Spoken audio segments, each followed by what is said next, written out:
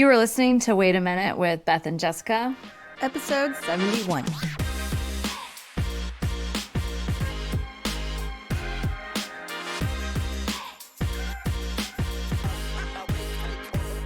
I'm Jessica Pearson, certified life coach. And I'm Beth Barnett-Babel, integrative nutrition therapist. We keep our eyes peeled for things in the media or in real life that come from diet culture or that perpetuate diet culture in some way. These are often the subtle ways in which it creeps in, which is why we are shining a light on it and sharing it with you. So Jessica, you have our topic today. This has been on your mind. Yeah, I've been thinking a lot about people pleasing. Yeah. And because it's something that I've done or do. Why is this coming up for you? Like, what's been happening? I mean, nobody or nothing in particular, like specifically that I can think of. So like if you're listening to this, I'm not talking about you. Okay. Because sometimes people are like, are you talking about me? I'm like, no. So it's not like a standout situation, but I've been thinking about it just because I have been diving into my own personal healing journey of adoption and things like that and kind of uncovering why I am the way I am or seeing situations maybe differently on this other side of certain learnings. And then I think it just comes up with our clients a lot. I mean, it's just kind of rampant in our society of how we function. And so I really wanted to talk about it today. I mean, what do you identify as a people pleaser or people pleasing occasionally? Doesn't everyone? No. I mean, I want to say yes, but I think there's people that walk through the world very entitled, which is not necessarily better. Right. But they're not people pleasing. Right. I mean, I joke. If somebody asked me point blank, are you a people pleaser? I'd be like, no. Right. But then it gets the wheels turning. And then I'm like, oh, maybe I am. But not in all circumstances. Yeah, it's not like a title or an identity or something that we have to blanket statement. Like, I'm always in people-pleasing mode. But I think it is interesting to look at behaviors and patterns. And I've been lucky enough to have a friend that's been really honest with me. She's like, you're people-pleasing again. I'm like, oh my God, I am. So I think it's just interesting to reflect on that and to share with our audience to say like, hey, how does this affect you in your life and also your relationship with your food and your body and all that fun stuff. So we're going to talk about that. The term people pleasing, it has such a negative connotation, right? And so I try to be agreeable. Yeah, we'll talk about the differences. Let's do it. Because Yeah. I think there's a lot of gray area for sure. Yeah, so absolutely. if you're not familiar with what people pleasing is, this is referring to behavior where you are going out of your way to make others happy or to gain their approval or to be liked. And this is often at the expense of your own needs, desires, and even your well-being. Mm-hmm. So it's not just going out of your way to do something nice for somebody sometimes. Like this is at the expense of your own well-being. So people pleasers tend to prioritize the feelings and opinions of others over their own, seeking validation, avoiding conflict is a big one. Yeah. Raise the roof. Raise the roof. Yeah. People pleasers may find themselves constantly saying yes to requests, even when it inconveniences them, and struggle to set boundaries. You might fear disapproval, criticism, or conflict, which this came up too because there was that reel that I posted where people were like, oh, if somebody texts me, I immediately think that they're mad at me or that I'm going to get fired from my boss if they ask me to come into the office, right? It's like this instant fear of criticism or conflict. And it leads them to prioritize, I'm going to say harmony in quotes, because I don't think it's like true harmony when we're lying, right? Right. So, but we're prioritizing harmony in relationships over the perception of harmony. Right. Over expressing my true needs or feelings. So, and it's like, so yeah, we'll kind of uncover this more, but it's like, well, why would somebody do this? Right? So I think it can be like learned behavior if you had people-pleasing parents. Like it's just taught to you as normal behavior. But oftentimes it's if you've experienced or faced some kind of trauma or even abuse that has led to fear of rejection, low self-esteem, or just a deep desire to be liked and accepted. And I don't know, I think also kind of in that gray area is that cultural, social part, you know? So for example, like if you're in the South, there's so much emphasis on being polite. Like we always have to be nice, be I polite. call it faux polite down there because it's not. Totally. It's like the bless your heart. You know? Bless her heart. Yeah, and it really means nothing positive. It means F her. Yeah, she be crazy. Yeah. She whatever. Yeah. Yeah. So it's like, is this real politeness or are we just people pleasing? Yeah, I think there is some of that cultural stuff that remains. But yeah, I just think that everybody is always often trying to just play nice, and if you speak your mind, then you are very aggressive and Yeah, you're out of line. yeah. And sometimes, yeah, if you've lived in a more southern part of the United States most of your life, and then you get around people that are from the East Coast, it feels Abrupt. so aggressive and abrasive, and you're just like, oh, but you're like, oh, well, Yeah. maybe that's not so bad. You know where you stand. It's not fake. Yeah. Yeah. It might be a little much. Might need a little soften it just a little bit, but can we be truthful and soft at the same time? Yeah, but I'm also like, it's also patriarchy. Or even in, I think of different cultures where women are submissive and you're not supposed to speak your mind or talk about your feelings. So there's so many ways that this can show up or like why we are like this. Yeah, you know what comes to mind when you're talking about this is that Brene Brown talks about this, the difference between belonging and fitting in. And fitting in is a version of trying to people please to make yourself feel like you're in a group and you're going along with it, which is very different than the feeling of belonging, because belonging is just show up as you are and you're accepted versus fitting in. And so fitting in happens in adulthood for sure, but it shows up the most in our adolescent teen years. And I think to some degree it's totally normal and you're like learning how to socialize and finding your own self and all of this fun stuff. I mean, for me as an adoptee, and I didn't know this about myself until I was like 30. So, and even after I knew it about myself, I didn't really start unpacking it until probably like really recently, which is like, when you're adopted, it's like you're separated from your biological mother and that's a trauma. And, it's an immediate kind of like abandonment, it's not just like the story, it's like actually in your nervous system. Right. And so I think when I look back on behaviors of like making things mean that it was rejection when really it was like this kid just didn't want to play this game with me right now, or trying to like, yes, be agreeable or just, like agree with people maybe when I didn't agree because I just wanted to fit in. And, looking back on that, I'm like, oh, that was a lot of energy and time trying to be liked. And it makes me kind of sad for like little kid me because I wish that I had known like I could be myself and people would love me anyway, Yeah.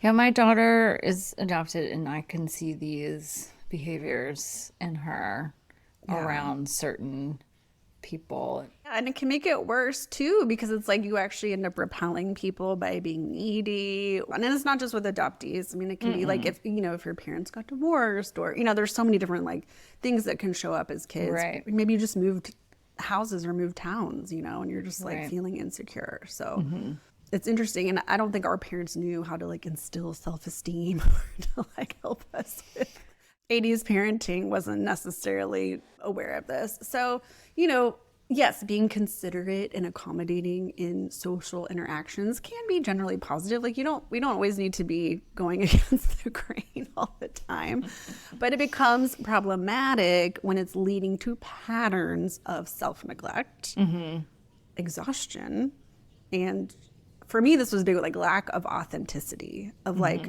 wait, what do I want? What are my desires? Like, what am I missing out on? So when you say exhaustion, it's the people that just don't say no to things because they want everybody to be like, they don't want to let people down that they can't do it. So they're just going. It's part of that just say no trend, right? Yeah, they're overbooked because they can't say no. And so it's kind of this thing where you're like, you're so uncomfortable with the idea that someone else might be sad or disappointed or angry or frustrated, like you're so uncomfortable with the idea of someone else feeling discomfort that your own discomfort is easier for you to manage. Yeah. And it's just because you're used to it, right? You're Right. just like, I'm used to disappointing myself, but I hate disappointing others. And I think with the turning point, and we're going to talk more about what to do and that kind of thing, but the turning point for me was in coach certification, learning about like manipulation. And I never thought that trying to save someone from experiencing a negative emotion was unkind or a form of manipulation. I was like, what? Because I always thought it was the kind thing to do. Like, I don't want someone to feel sad or angry, and I can save them from that. But they were like, that's their sadness to feel. That's their anger to feel. And it's not my job to take that away from them. And doing that is actually a disservice to them and their own life journey.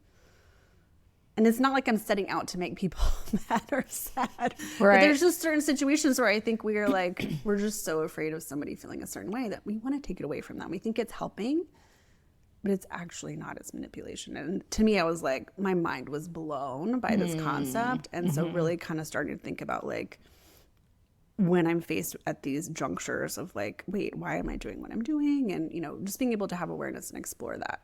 Yeah. I think that is a common thing as a parent. My kids are teens and preteens, and their discomfort is high all the time just because of the phase of life that they're in, and they want to have all this freedom. And I'm like, all this freedom that you want is not all the freedom that you can have right now. Let's tiptoe into this. And so they have so much discomfort, and I get so uncomfortable by their things. And I'm like, but these are my rules and boundaries. I know what's right. But when I'm in it, I'm like, I want to backtrack and make them feel better and be okay with the fact that I have to set these rules and boundaries in our house. And I just sit in my chair and I'm just like, blah. It's really hard because I want them. It feels awful. It feels awful because I want them to like think that I'm amazing all the time, even though I know that I am far from, the perfect parent. I don't want them to have this discomfort because these you things. also know that them experiencing discomfort now is setting them up for success later, and it's safe discomfort. Right. But in the moment, you don't feel like that. No, it doesn't feel good to have boundaries. And I think that's the thing, is that's why it's so hard to have boundaries, because they don't often feel very good. And so we're like, well, if I just don't have the boundary, then I don't have to worry about it. But it does feel bad, right? So this can impact your mental health and your emotional well-being over time. So it's just important to find a balance between being considerate of others and taking care of your own needs and boundaries. Right. So this is a podcast about food and weight and health. So can you bring us around? Yeah, let's come back to the point. So it's like, what does this have to do with food and health? And I just think it can show up in a lot of ways. I thought of two, and I'm sure you'll think of more while I'm talking, which one comes into mind is like, if you have people in your life, whether that is a partner or, somebody else that you're living with, a roommate that maybe has different habits than you. And maybe you've already identified like, okay, these are habits that are no longer serving me. I want to change my habits. But if you're a people pleaser and this person becomes uncomfortable with your new habits, then you're not going to stick with them, because you're going to be people pleasing your partner or your roommate. Yeah. I think this shows up in partnerships, that somebody wants to give up alcohol for a little while or wants to change their diet in some particular way, and the other person is not doing that. Yeah. And so then they're just kind of like, well, are you sure you don't want to are you like, come on, let's just do it. It'll be fun, and so. Yeah. That can also be like the pushers, right? Like the food pushers or the alcohol pushers, because again, they're feeling their discomfort with whatever it is you're doing, but it's not about you, it's about them. So you're just like, I don't know how to keep this boundary. Yeah. So the pushers will then, the people that struggle with that thing of feeling like they don't want to disappoint the people in their life, then they'll be like, oh, okay, fine, just this once. But then it doesn't, it like turns you'll never into... be able to hold the boundary. Yeah. Because in your mind, you're like, well, if I hold this boundary, they're going to be mad at me, or they're not going to want to be my partner anymore. And then it's like, that does uncover some bigger questions, right? Because what if that's true? that's something that's kind of scary to face if that is true, but then hopefully it's not. Hopefully the person in your life is not going to do that to you. But if they do, then it's actually probably a good thing that, maybe that relationship is ending or whatever. But those are those bigger questions that people don't necessarily want to answer because it might not be the answer that they want. And then in general, I think it's just like you're going to use food as a way to cope with that exhaustion. Or, just being inauthentic to yourself, not meeting your own true desires, not doing the things that you want to do. You're not getting that serotonin and dopamine out in the world, getting the joy that you want to get joy from. And so you're like, I'm just going to eat food and this is where I get my joy now. Yeah, I think that this is probably the place I see it the most in a client world, not necessarily in like my day-to-day interactions with people that are in my community. Yeah. But they do use food as a way to cope with all the things, and because but I don't. It's so unconscious though.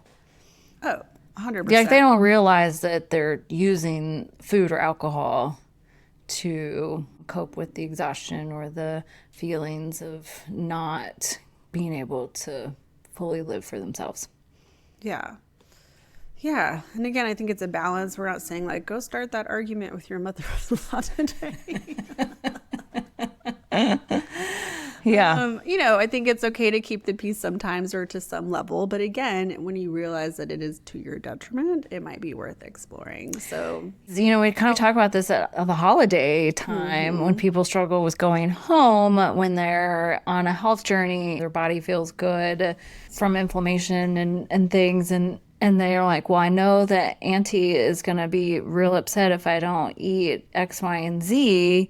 And it's like, well, who's in charge of those feelings that you don't want to eat it? Like, would she push it on you if you were like deathly allergic to it? No. So you can still not be deathly allergic to something and still have boundaries about something that somebody else made. And then also when it comes to bodies and body changing, I mean, I think we even ask in our workbook, like, is there anyone that would be disappointed if you changed your body? Because you might not be thinking about that. There's just interesting situations where that can come up. And so sometimes we hold ourselves back from taking care of ourselves because there might be someone in our life that disapproves of that. And is that something we want to keep in our lives or not? Yeah, that's like that reel that you showed me, that you sent me yesterday. That was somebody on Instagram that was in the body positive movement that felt sort of trapped in it. Like she couldn't change her mind. Yeah, because she felt like everybody was demonizing her in the body positivity space just because she wanted to lose weight and get it to her healthier version of herself. Yeah. Yeah. So yeah, I mean, that's interesting from the influencer perspective, because that's not just like one person, that's like this community, but also most of these people are strangers. So it's like, I don't, but they're also strangers that supported this person for a long time. So, I mean, there's all kinds of ways to look at that. So I think we can allow other people to hold us back, because we're fearful of what they're going to think of us. Okay. So let's talk about how do we figure this out? How can we find balance? Where do we go from here? Well, I think it's much, much, much, much easier said than done. Reflecting on what your own needs or values or boundaries are. And I think that boundaries are really complicated and hard because it's something that you have to enforce. It doesn't require action on the other person. And so you are the one that has to uphold the boundary. So yeah, and to be clear about, like, boundaries are not ultimatums. Correct. So if you have a question about that, let me know. But it's like a boundary is like, if you hit me, I walk away. And then it's like, it's not an ultimatum. It's just like, here's my boundary. And then, and I'm using this because this is what I tell my 3-year-old. Like if you hit me, mommy has to walk away. I have to keep my body safe, and so it's like, and then it's up to me to follow through on that. And so, it's like, that's a boundary. It's not an ultimatum because we can't force other people to change. Correct. Yeah. Yeah. But I think this is really challenging because how often do people just sit down and be like, what do I want? What do I desire? What are my values? Which is like, this is the work that we do with our clients. And sometimes this work can take a really long time. Yeah, I would say this is an onion thing. Yeah. It's big. And so there's like, well, what's that first layer? And then it gets a little bit deeper as you go. Like, you're not going to get all of these. Yeah, it's not a question you away. can just answer in like one paragraph.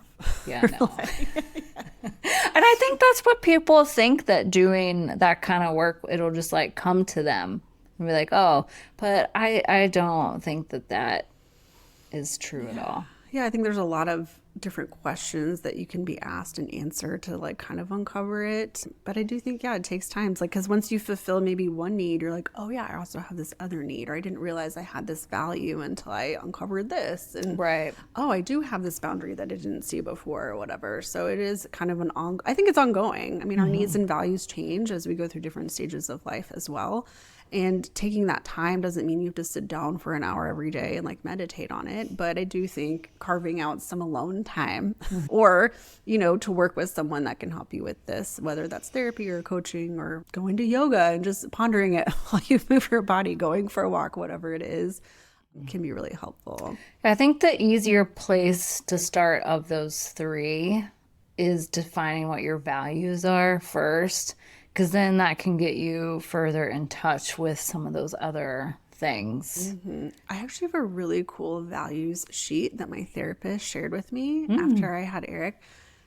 I'm like, I will upload it and put a link in the podcast so that y'all can see it. Because sometimes you're like, what are your values? You're like, I don't know. Don't kill people. I don't know. Like, But it goes above and beyond, Right. just like the pyramid of, needs or whatever. It's like, oh, for me, it was interesting to notice, like, I really missed freedom, after becoming a mom. And I obviously I knew that, but I hadn't thought of that as like a value, something that was like a core interest to me, is like, I need to feel some sense of freedom at times where, becoming a mom, as a new mom, you don't really have a lot of freedom. Right. Or even play. Like, I need to play and have fun and laugh and do these things. And it's like, of course I knew that I liked that, but I didn't realize that it was like a core value for me and something that I need to prioritize and fit in for me to feel fulfilled in my life. And so it's just like a really interesting list. So I'll share that with everybody.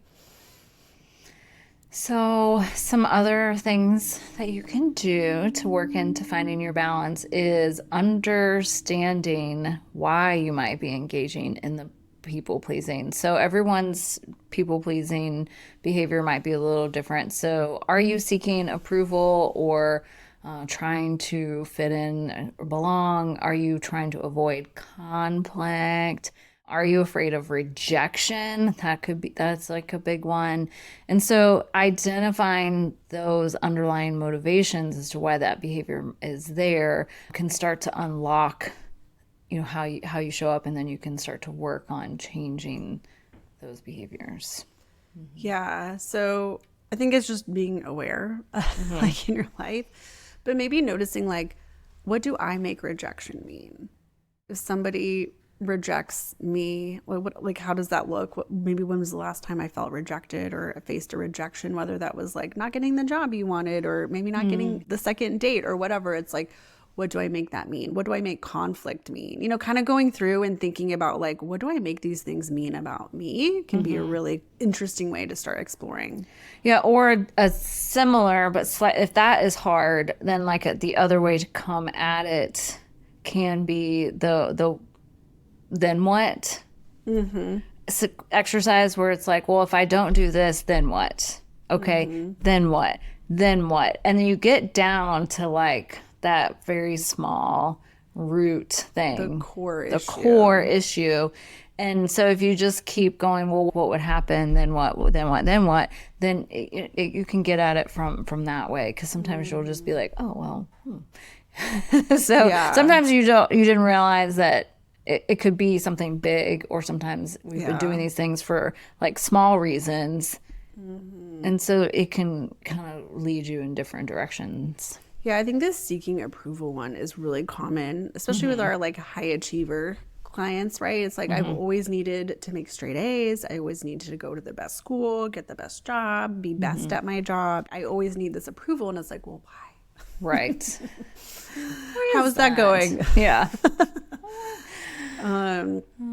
Okay, and then this other one, again, I'm like, these are all onion bullet points, but is to clearly define your boundaries and priorities, right? So this involves knowing when to say no and recognizing that it's okay to say no and to prioritize your own needs and well-being sometimes, right? I think sometimes like moms are like, I can never do that because obviously like I care about my kids. And I'm like, yes, and occasionally you can still put yourself first. Yeah. Yeah, my really good friend was telling me about Marco Polo this morning. She was like, she's solo parenting this week. Her husband travels, and she goes, I put myself to bed at 6:58. That's amazing. How did she get her kids to bed that early? Well, they're all old enough that they can yeah. do it. She was like, it's not you, it's me. I'm just having a hard time handling all the things. I'm going to go take care of myself, put myself to bed. And that was, I mean, she fed them, she did all the things that you need to do, but she was like, I can't. She was like, if I kept parenting, I would have lost it. So Yeah. so know when to take, when you can. If you have littles, obviously you can't, but like when they're of a certain age, like they can go to bed on their own. It'll be I'm fine. learning, it's on me to remember, like, I need to schedule time away from the house, you know, to make sure that dad is covering or that we have a sitter or family member to watch my child so that I can go do something for myself. It's so easy to kind of live in the default of, well, it's just easier to not plan or to not make time for myself, but then I'm unhappy. So I have to fit it in, and I just know that about myself. So yeah. This one is an interesting one. Practice assertiveness in communication. So learning to express your thoughts, feelings, and needs. You can still do so in a clear and respectful manner. Doesn't mean that you have to fly off the handle or be dramatic. My therapist taught me, and this was also really mind-blowing and interesting, when she was just like, clear is kind. Like, you need to be clear about your requests and needs, and that actually is kind. And so kind of an example of that is like, I don't know, I can think of people who are, it's like one person in the relationship doesn't want the conflict of like a breakup, so they just get the other person to break up with them by not being clear, or they just kind of step away or back out or whatever. And it's like, that's not really kind. Right. It's much more kind to the other person to be clear and say, hey, like, I think I'm, you know, this relationship is completed for me. And even though that might be painful to do, and, you know, you have to see your partner's feelings hurt, it's still more kind to them than instead of dragging it out. Right. All right. And then the next one, which we talked about a little bit earlier, which is understand it is not your job to manage everyone else's feelings or outcomes. And so you need to learn how to manage your own discomfort with their negative emotions. Even it doesn't feel good. Like, I promise you, there in the beginning, it doesn't feel good, but you start to be okay with it. And there's nothing wrong with being a little uncomfortable with other people's negative emotions. It's all part of the human experience. And so I think that you don't want to stay like that for every situation and everything, but while you're practicing it, it's totally okay to feel a little discomfort with their negative emotions. Yeah, and I don't think the discomfort ever goes away. You just get comfortable with that discomfort.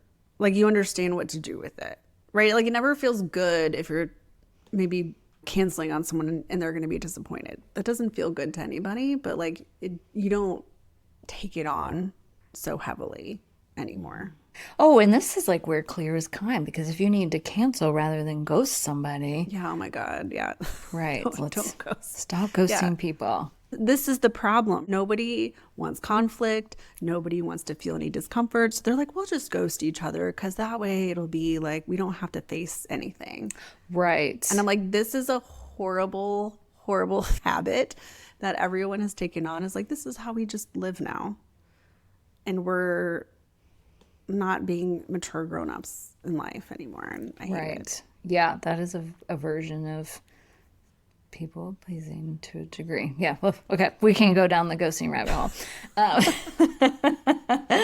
And then if this continues to be a challenge for you, which it is, and it is well within okay, and like nothing is wrong with you, but get help. Work with a therapist or a coach, work with somebody to kind of figure these through, do the trial runs of the scenarios. And because they will be the one that can help to be like, okay, then what? Then what with you versus then, because you might get stuck or the answer might surprise you and you feel uncomfortable with that. And so you get to work through all that with another human being. Yeah. The last time I was stuck maybe in a situation with this, it's because I didn't really know what I wanted. I was like, I don't know if I should set a boundary or not because I don't really know what I want, And so I think we can help assess like where maybe it is that you are stuck because sometimes you can't get to that place if you're still unaware of your needs or wants. Right. So, okay. Well, I sure hope we gave you something new to think about today. And if we didn't, that's okay. I'll be all right with it. And help you take one more step on your path to freeing yourself from diet culture. Be sure to subscribe to this podcast and follow us on Instagram at path_nutrition. We are brewing something new for you. We're launching our membership program very, very, very soon. So keep your eyes peeled in the coming days and weeks for this important announcement. And we will see you soon. bye. Bye.